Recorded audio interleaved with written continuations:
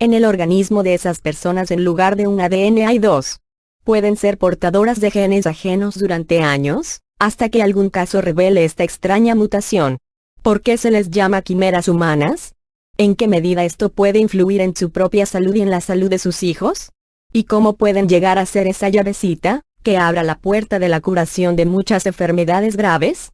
Pues bien, en biología los animales u organismos vegetales, compuestos de tejidos genéticamente heterogéneos, son denominados quimeras. En el mundo son bien conocidos los experimentos del gran seleccionador ruso y especialista en genética Iván Michurin, el primero que se dedicó a crear plantas quimeras mediante el cruce de dos ejemplares de distinta especie, para obtener un mayor rendimiento y una mayor resistencia a los factores climáticos desfavorables.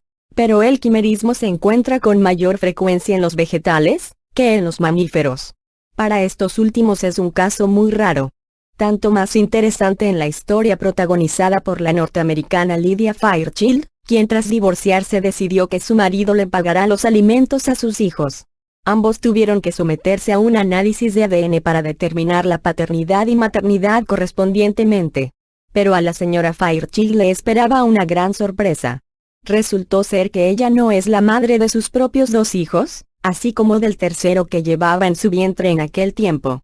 Al principio los médicos supusieron que la causa podía ser una transfusión de sangre o el trasplante de algún órgano, pero Lydia jamás se había sometido a esos procedimientos médicos.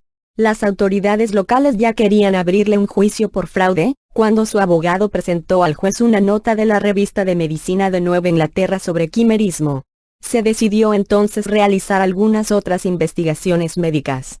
Resultó ser que el ADN de los hijos de la señora Fairchild confirmaba el parentesco solo con la abuela de ellos, la madre de Lydia. Únicamente después del análisis del cabello tomados tanto de la cabeza como del pubis de la mujer se consiguió echar luz sobre este enigma. Resultó ser que estos contenían diferente material genético. El quid de la cuestión residía en que aun siendo un embrión Lydia absorbió a su hermana gemela y las células de esta última quedaron en su cuerpo. Así que aún antes de su nacimiento Lydia era una quimera. Después de los análisis le levantaron todas las acusaciones y en la televisión dedicaron a su historia un programa titulado Mi gemela está en mí. Hasta el día de hoy se han registrado unos 50 casos de quimerismo humano. En realidad, semejantes precedentes pueden ser muchos más. La bióloga Svetlana Kasatkina dijo a La Voz de Rusia en qué casos el hombre puede tener dos grupos de genes y convertirse en quimera. El quimerismo puede desarrollarse en los humanos en varios casos, tanto de forma natural como artificial. Al primero corresponden los procesos que transcurren con el embrión durante el embarazo. Dos óvulos fecundados pueden fusionarse en uno, como en el caso de Lydia Fairchild, y proveer a su portador de un doble ADN. Existe asimismo el quimerismo de gemelos. En este caso los gemelos heterocigóticos debido a la unión de los vasos sanguíneos se transfieren las células recíprocamente. Y la última variante es el quimerismo natural, llamado microquimerismo materno.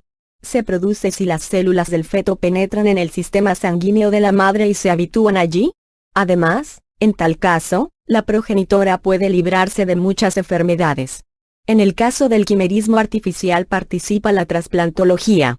Durante el trasplante de órganos a veces es de vital importancia que el organismo sea una quimera peculiar y no empiece a rechazar el nuevo órgano.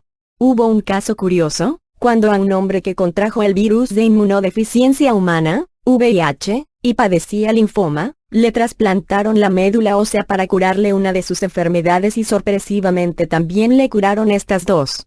El donante resultó ser el portador de un gen, que garantiza la resistencia a estas enfermedades y lo transmitió junto con la médula ósea al receptor.